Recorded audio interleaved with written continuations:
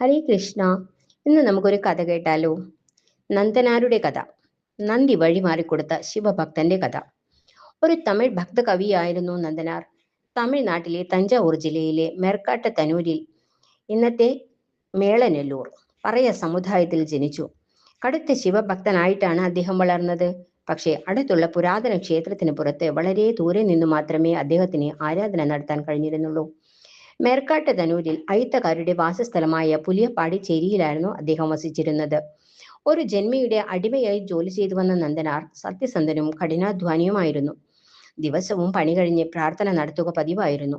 തോൽ കൊണ്ട് സ്വന്തമായി ഉണ്ടാക്കിയ ചെണ്ടയും വീണയും മറ്റും ഉപയോഗിച്ച് ഭക്തിഗീതങ്ങൾ പാടുകയും ക്ഷേത്രത്തിനകലെ നിന്നിട്ടാണെങ്കിലും ചിലപ്പോൾ ഉന്മാദത്തോടെ നൃത്തം ചെയ്യുകയും ചെയ്യും. ഒരിക്കൽ അദ്ദേഹം തിരുപ്പുംകൂറിലെ ശിവലോകനാഥ സ്വാമി ക്ഷേത്രത്തിൽ പോയി. താഴ്ന്ന ജാതിക്കാരനെന്ന കാരണത്താൽ ക്ഷേത്രത്തിന് പുറത്തു നിർത്തി. അവിടെ നിന്നുകൊണ്ട് വിഗ്രഹം ദർശിക്കാൻ അദ്ദേഹം ശ്രമിച്ചു. എന്നാൽ ശ്രീകോവിലിന് മുന്നിലുള്ള നന്ദിയുടെ പ്രതിഷ്ഠ കാരണം ശിവപ്രതിഷ്ഠ കാണാനായില്ല. നന്ദനാർ മനമൊരുകി പ്രാർത്ഥിച്ചപ്പോൾ ശിവൻ നന്ദിയോട് മാറിക്കിടക്കാൻ ആവശ്യപ്പെട്ടു എന്നാണ് ഐതിഹ്യം.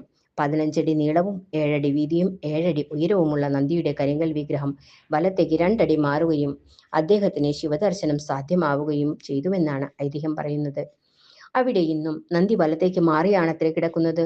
നന്ദിയെ മാറ്റിയ ഭക്തനായതിനാലാണ് അദ്ദേഹം നന്ദനാരായത്. തുടർന്ന് നടരാജ പ്രതിഷ്ഠയുള്ള തില്ലൈ ചിദംബരത്തിലേക്ക് പോകാനാണ് നന്ദനാർ ആഗ്രഹിച്ചത്. എന്നാൽ ജന്മി അദ്ദേഹത്തെ പോകാൻ അനുവദിച്ചില്ല. ഉന്നത ജാതിക്കാരുടെ ക്ഷേത്രത്തിൽ താഴ്ന്നവൻ എന്തിനു പോകുന്നു എന്ന് ചോദിച്ച് പാടത്തെ പണി തീർക്കുവാൻ ആവശ്യപ്പെട്ടു. തില്ലയിൽ എന്ന് പോകുമെന്ന് ചോദിക്കുന്നവരോടെല്ലാം നാളെ എന്ന് പറഞ്ഞു നടന്ന അദ്ദേഹത്തിന്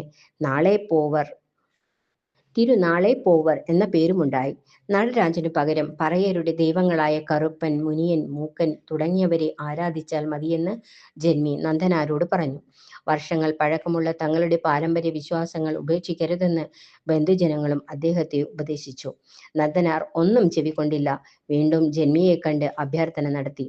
250 ഏക്കർ നിലം ഒരു ദിവസം കൊണ്ട് ഉഴുതുമറിച്ചിട്ട് തില്ലയിലേക്ക് പോയിക്കൊള്ളാൻ ജന്മി പറഞ്ഞു. അസാധ്യമായ ആ കാര്യം അന്നു രാത്രി ശിവൻ തന്റെ ഭക്തനു വേണ്ടി നന്ദി മുതലായ ഭൂതഗണങ്ങളെ കൊണ്ട് ചെയ്തു തീർത്തത്രേ. ജന്മി നന്ദനാരുടെ കാൽക്കൽ വീണ് അദ്ദേഹത്തിന്റെ ആരാധകനായി എന്നതാണ് മറ്റൊരു ഐതിഹ്യം.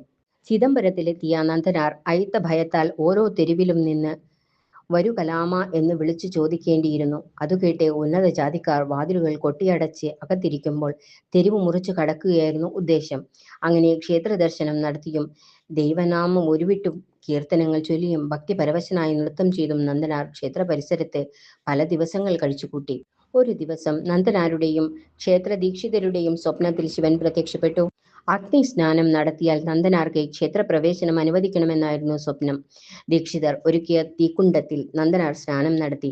കണ്ടുനിന്ന 3000 പുരോഹിതർ തൊഴുകൈകളോടെ നന്ദനാരെ ക്ഷേത്രത്തിലേക്ക് ആനയിച്ചു.